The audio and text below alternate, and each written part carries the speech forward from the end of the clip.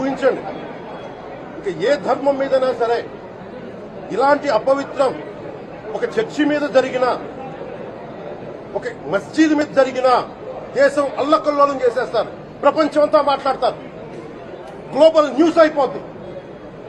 కానీ దేశంలో కోట్లాది మంది హిందువులు అపవిత్రమైతే, ఈ ప్రసాదం అపవిత్రమైతే ఒక్కరు కూడా మాట్లాడకూడదు, ఇది సెక్యులర్ వ్యవస్థకు విఘాతం అంటే హిందువులకి మనోభావాలు ఉండవా?